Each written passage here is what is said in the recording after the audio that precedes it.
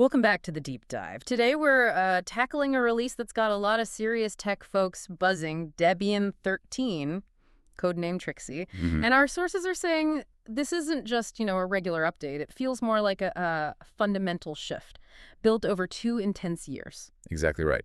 And when you see a cycle that long, 2 full years, it dropped August 9th, that usually signals a real commitment. Commitment to what? Stability. Stability, absolutely. Right. That long wait isn't just tweaking things. It's about guaranteeing robustness. That's why the Debian community values it so highly. It's solid. Okay, right. So let's unpack the big news here.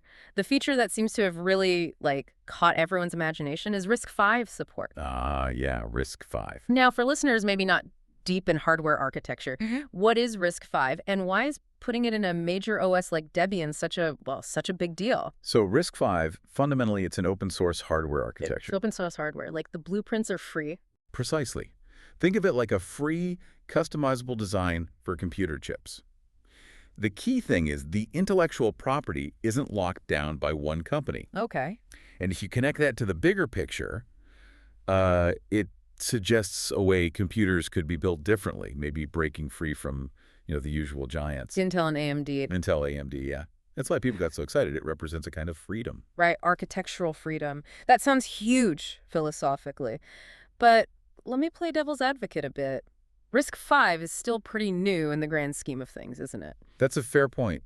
It's definitely emerging. So is open source hardware really ready to challenge those massive companies now? Seems like it might be years away. It does raise that question about maturity, sure. But look at it this way. Debian, a project practically defined by its reliability and stability. Yeah. The fact that they've fully embraced RISC-V now, Yeah. that gives it serious legitimacy right away. Okay, so it's like a vote of confidence. Exactly. It signals to everyone, especially those who need things to just work, that the open source hardware world is ready for serious consideration. Okay, so the freedom aspect's compelling, but let's get practical. For system admins, that need for control has to mean rock-solid performance day to day. So under the hood, Trixie uses the Linux 6.9 kernel, and it's an LTS version, long-term support. What does that mean in Debian terms? LTS is like the gold standard for stability here. Long-term support means you get security patches, bug fixes, maintenance, guaranteed for the release's whole life. Crucial for servers. Absolutely critical. And importantly, this specific kernel, 6.12 LTS, has some serious security upgrades built in, specifically aimed at stopping ROP attacks. ROP, return-oriented programming, right? That's one of those clever, kind of sneaky hacker techniques. Very sneaky, yeah. How does the kernel actually stop it? Well, ROP attacks basically find little bits of perfectly valid code already in a program's memory. And they chain these little bits together to make the computer do something malicious. It's tricky because each individual piece looks harmless.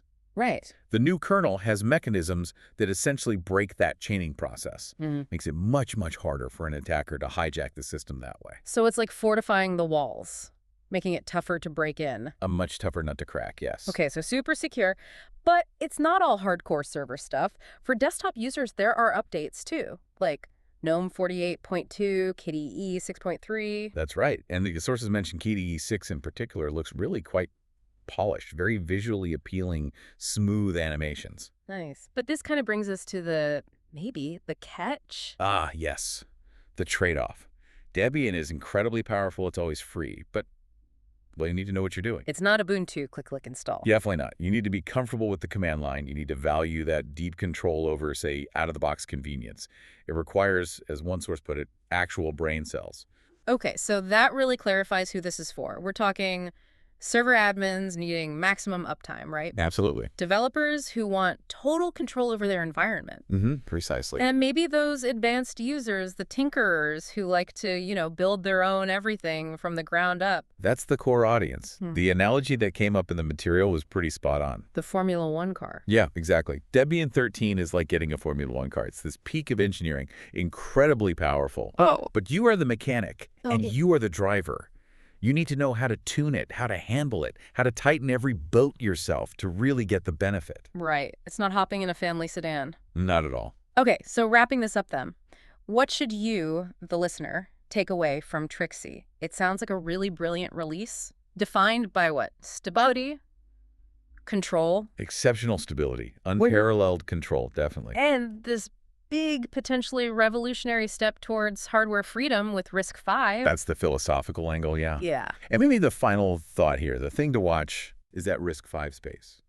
If the buzz in the Debian community of it is any sign of where things are headed, well, you have to wonder, how quickly will this open source hardware movement start challenging the big chip makers?